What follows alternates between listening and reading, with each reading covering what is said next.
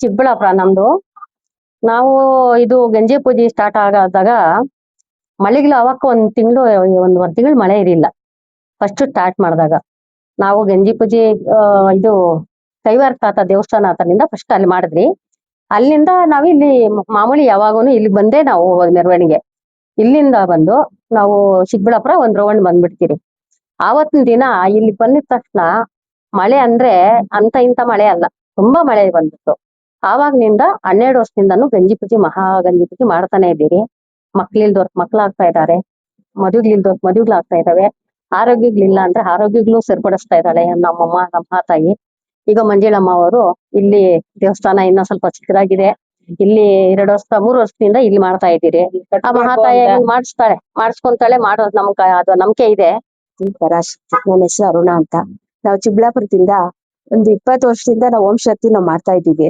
ನಾವು Manjamma first starting ಮಾಡಿದ್ದು. ಅಮ್ಮಮ್ಮ ಅಂದ್ರೆ ಅವಾಗ 15 ಜನ 10 ಜನ ಬರ್ತಾ ಇದ್ರು. ಎಲ್ಲಾರು ಏನೇನೋ ಅನ್ಕೊಂತಾರೆ. ನಾವ್ ಮಾತ್ರ ಅಮ್ಮನ್ ಬಿಟ್ಟಿಲ್ಲ. ಅಮ್ಮ ನಮ್ಗ್ ಒಳ್ಳೇದ್ ಮಾಡಿದಾಳೆ.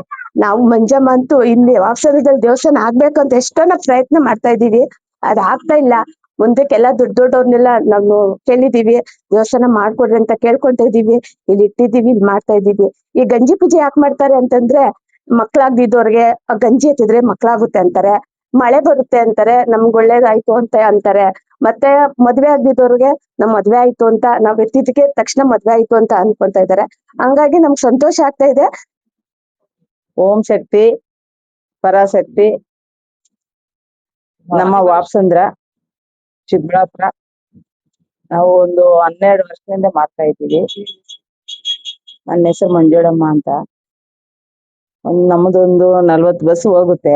ಫಸ್ಟ್ ಎಲ್ಲ 1 ಬಸ್ ಹೋಗ್ತಾ ಇತ್ತು, ಆಮೇಲೆ 2 ಬಸ್ ಆಯ್ತು, ಆಮೇಲೆ 3 ಬಸ್ ಆಯ್ತು. ಹಂಗಂಗೆ ನಮ್ಮ ಅಕ್ಕವರೆಲ್ಲಾನು ಇವರೆಲ್ಲ ಸೇರಿ ನನ್ಗೆ ಸಹಕಾರ ಕೊಡ್ತಾ ಇದ್ದಾರೆ. ಇವಕ್ಕೂ ನಾನು ಮಾಡ್ತಾನೆ ಇದ್ದೀನಿ.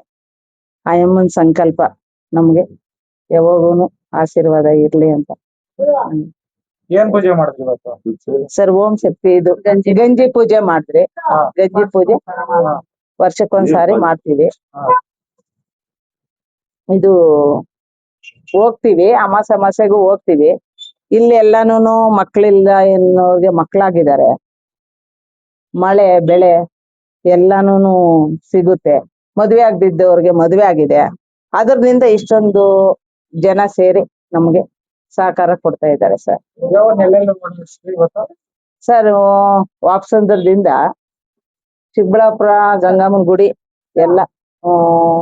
ಪರಾಶಕ್ತಿ. ನನ್ನ ಹೆಸರು ಗಂಗಾ. ನಾವು ಒಂದು ಚಿಕ್ಕಬಳ್ಳಾಪುರದಲ್ಲಿ ಗಂಗಮ್ಮ ಗುಡಿ ರೋಡಲ್ಲಿ ಇರೋದು. ವರ್ಷನೂ ಇಲ್ಲಿ ಗಂಜಿ ಪೂಜೆ ಮಾಡ್ತೀವಿ. ಮತ್ತೆ ಓಂ ಶಕ್ತಿ ಸೀಸನ್ ಅಲ್ಲಿ ಮಾಲೆಗಳು ಹಾಕ್ತಿವಿ. ಗುರುಶಕ್ತಿ ಬಂದು ನಮ್ಗೆ ಮಂಜುಳಮ್ಮ ಅವರು ಯಾವಾಗ್ಲೂ 40 ಬಸ್ ಮಾಡ್ಕೊಂಡು ಹೋಗ್ತೀವಿ. ನಾವು ಸಪರೇಟ್ ಮಾಡ್ಕೊಂಡು ಹೋಗ್ತೀವಿ, ಅವರು 40 ಬಸ್ ಮಾಡ್ಕೊಂಡು ಹೋಗ್ತಾರೆ. ಇಲ್ಲೇ ಎಲ್ಲಾರು ಮಾಲೆಗಳು ಹಾಕೋದು. ಎಲ್ಲಾರ್ಗು ಒಳ್ಳೇದಾಗಿದೆ.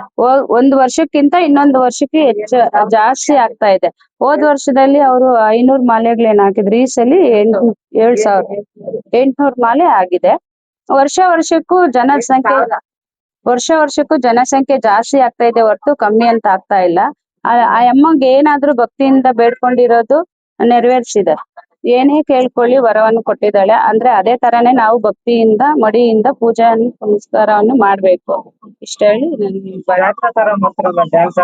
ಅದು ನಮ್ಗೆ ಆ ಅಮ್ಮ ಬಂದು ಸಂತೋಷವಾಗಿ ಪುಳಿಯೋ ತರ ಎನರ್ಜಿ ಕೊಟ್ಟು, ಓಂ ಶಕ್ತಿ ಅಂದ್ರ ಹೆಸರು ಕೇಳಿದ ತಕ್ಷಣನೇ ನಮ್ಗೆ ಎಲ್ಲಿಲ್ದಿರೋದು ಹುಮ್ಮಸ್ ಬರುತ್ತೆ. ಡ್ಯಾನ್ಸ್ ಆಡ್ಬೇಕು ಅನ್ಸುತ್ತೆ.